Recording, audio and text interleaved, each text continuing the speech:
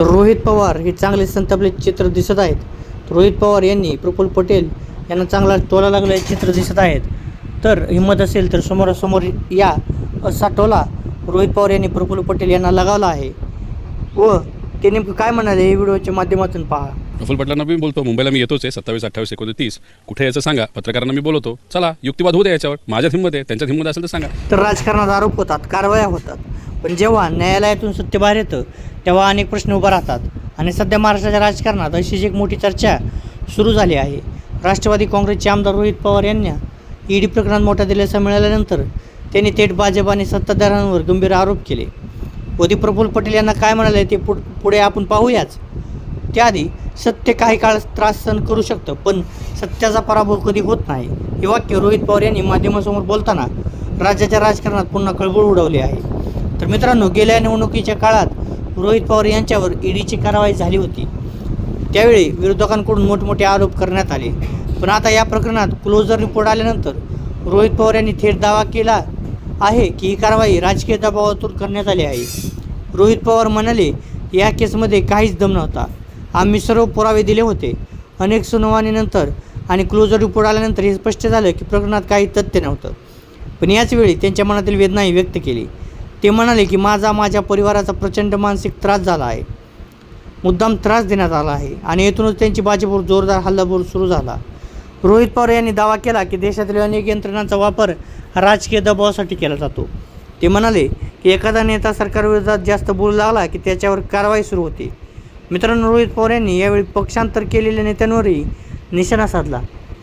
ते म्हणाले की ईडीच्या भीतीने अनेक लोक सत्तेकडे गेले, पण जर त्यांनी थोडा धीर धरला असता तर त्यांचा निकाल आमच्यासारखा लागला असता. यावेळी त्यांनी अप्रत्यक्ष अनेक नेत्यांना टोला लागला. कारखान्यांना निधी मिळेल, मदत मिळेल असं सांगून नेत्यांना आपल्या बाजूने घेतलं जातं, पण प्रत्यक्षात काहीच होत नाही असा आरोपही त्यांना लगावला आहे. तर मित्रांनो, याच मुलाखतीत रोहित पवार यांनी भाजपच्या आंदोलनावरही टीका केली. मुंबईत झालेल्या आंदोलनाचा उल्लेख करताना त्यांनी म्हटलं की लोकांना तासनतास ट्रॅफिकमध्ये अडवून आंदोलन केलं जाते. सामान्य लोक त्रस्त झालेत. एका महिलेचा व्हायरल व्हिडिओचा उल्लेख करत त्यांनी दावा केला की आता सामान्य जनताही उघडपणे बोलू लागली आहे. ते म्हणाले की सोशल मीडियावरही आता सामान्य लोक भाजपविरोधात बोलताना दिसत आहेत.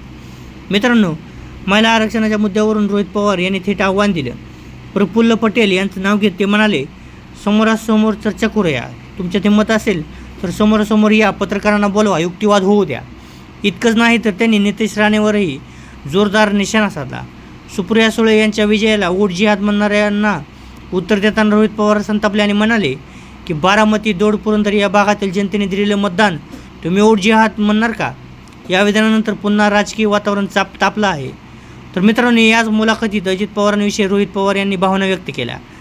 ते म्हणाले की दादांना न्याय मिळायला उशीर होतो आहे, त्यामुळे मन जरा अस्वस्थ आहे.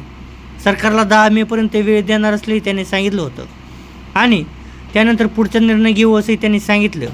दरम्यान महाराष्ट्रात झालेल्या अवकाळी पाऊस आणि गारपीटवरून रोहित पवार यांनी सरकारवर टीका केली.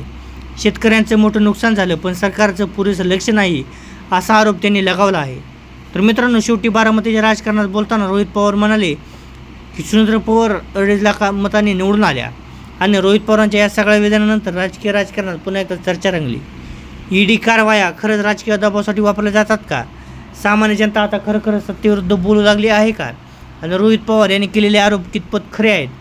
तुमचं मत काय? कमेंटमध्ये नक्की सांगा. आणि अशाच मोठ्या राजकीय घडामोडीचे सविस्तर विश्लेषण पाहण्यासाठी मराठी भूमी चॅनलला सबस्क्राईब करायला मात्र विसरू नका. धन्यवाद. जय महाराष्ट्र.